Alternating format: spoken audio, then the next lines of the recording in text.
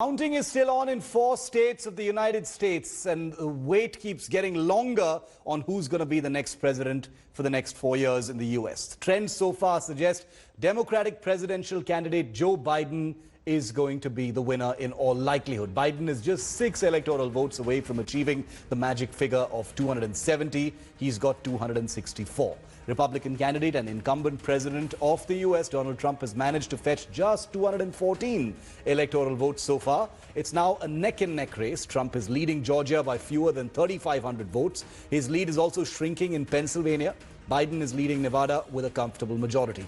Winning Nevada will ensure a change of guard in the White House in favor of the Democratic candidate, as Biden needs just 6 votes and Nevada has exactly 6 electoral votes. So if Biden wins Nevada, which he seems all set to do, he's the next president.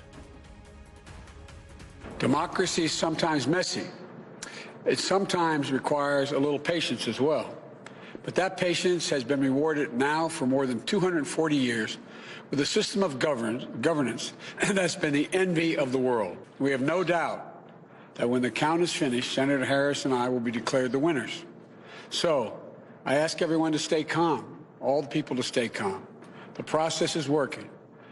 The count is being completed, and we'll know very soon.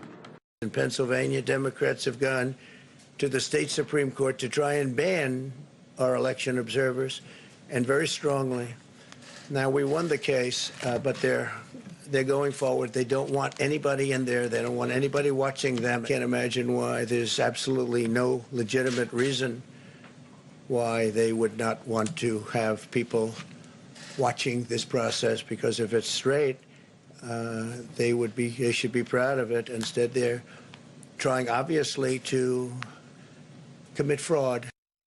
In the race to the White House, Democrat Biden is closer to the finish line. It's been that way for the last 48 hours. This means there will be, in all likelihood, a new man sitting in the world's most powerful chair in the next few days. While Prime Minister Modi shared a great rapport, no doubt, with Donald Trump, what will a Biden presidency mean for India? We take a look. Let's take back this country, show the world who we are. May God bless you and may God protect our troops. Thank you, thank you, thank you. White House is likely to get a new occupant. Joe Biden as president would be a mixed bag for India.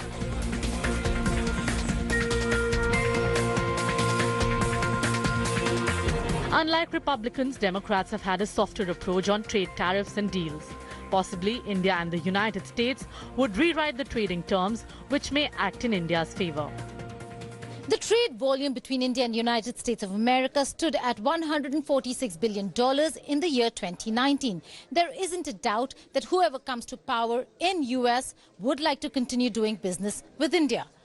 The Modi-Trump trade deal that was long awaited could not be worked out, but with Joe Biden in office, it seems like the negotiations could be easier, and it could very well be advantage India. Democrats also tend to take subtle stands on visa issues. Biden's victory could help India in resolving H-1B visa and green card issues prevalent due to Trump's tough stance against immigrants. I think that there's always some good things to be done by also dialing down the pressure on immigration, which I think would happen to some extent under a Biden administration. H-1B visas are important not only for people-to-people ties, but also for the commercial relationship. They're vital for India's vibrant IT services industry, which really is the strongest supporter of a better U.S.-India relationship, I think, among any group in India. Biden has also vowed to sign the Paris Climate Accord, which would mean developed economies take greater onus for acting against global warming. We need a president who respects science, who understands that the damage from climate change is already here. Unless we take urgent action, it will soon be more catastrophic. Donald Trump thinks about climate change, he thinks hoax. When I think about it, I think jobs. Good paying union jobs that put Americans to work, building a stronger, more climate resilient nation. Biden could reinitiate the Iran nuke accord, which would ease sanctions and help India take up stalled projects like Chabahar port. India, however, may face tough questions on Kashmir.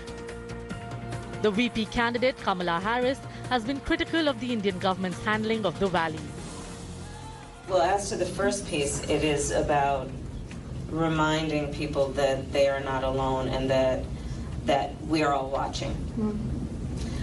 Because so often when we see human rights abuses, whether they be in this country or around the world, the abuser will convince those that they abuse that nobody cares. The big difference between these two men is their styles. And clearly Biden is a more conventional, despite his quirks, a more conventional, predictable leader. And I think that as the U.S.-India relationship continues to deepen, I would think that there may be an advantage for India of having an interlocutor, a leader in the White House that is less mercurial, less conventional, a bit more stable. New Delhi, meanwhile, maintains that US elections, whatever it may be, won't impact Indo-US relations adversely. जो भी चुनकर आएगा, America की जनता जिसको भी चुनकर लाएगी, Bharat American सरकार के साथ अच्छे संबंध रखने का प्रयास करेगा और अमेरिका भी मानता है, मैं मानता हूं कि उन्होंने भी, चाहे डेमोक्रेटों की सरकार हो, पहले श्री ओबामा थे, बाद में श्री ट्रंप आए, चाहे रिपब्लिकन सरकार हो, सबने अच्छे रिश्ते रखे हैं. It is a rare feat to be a friend of Trump. Prime Minister Narendra Modi achieved it. Although India and United States of America, the relationship is a continuum, foreign policy important to India as it is to the United States of America, but there might be a lot of areas and a lot of niggling issues that could be ironed out if and when Joe Biden assumes office. In New Delhi, Geeta Mohan for India Today. Well, Trump has repeated his claim that he's won this election, although votes are still being counted. While addressing the media yesterday, Trump repeated the claim that he's won the election and complained of corruption and fraud in the mail-in ballots without giving any evidence for this claim. Trump also promised more lawsuits to stop counting in certain battleground states. While he was addressing the media, 3 prominent US media networks cut out from his speech, claiming Trump was misleading the public. Twitter, on the other hand, has continued its exercise of flagging Trump's tweets on the counting process and mail-in ballots as misleading. The Trump campaign has filed at least 6 lawsuits in the battleground states, the latest lawsuit in Nevada alleging an electoral malpractice. They've already lost the lawsuits in Michigan and Georgia, where they raised a similar plea. In the lawsuit filed in Pennsylvania, the court has ruled that Democrats and Republicans will have equal access to the ballot counting operations. Trump has also demanded recounting of votes in Wisconsin. The Biden-Harris campaign, on the other hand, has formed a Biden Fight Fund in anticipation of expensive court battles before the result. In America, the vote is sacred. It's how people of this nation express their will. And it is the will of the voters, no one, not anything else, that chooses the President of the United States of America. So, each ballot must be counted. And that's what we're going to see going through now. And that's how it should be. If you count the legal votes, I easily win. If you count the illegal votes, they can try to steal the election from us. If you count the votes that came in late, we're looking at them very strongly, but a lot of votes came in late. I've already decisively won many critical states, including massive victories in Florida, Iowa, Indiana, Ohio. To name just a few, we won these and many other victories despite historic election interference from big media, big money, and big tech. And the pollsters got it knowingly wrong. They got it knowingly wrong. We think we will win the election very easily. We think there's going to be a lot of litigation because we have so much evidence, so much proof, and it's going to end up perhaps at the highest court in the land. We'll see. But we think there'll be a lot of litigation because we can't have an election stolen like this. It's not a question of who wins, Republican, Democrat, Joe, myself. We can't let that happen to our country.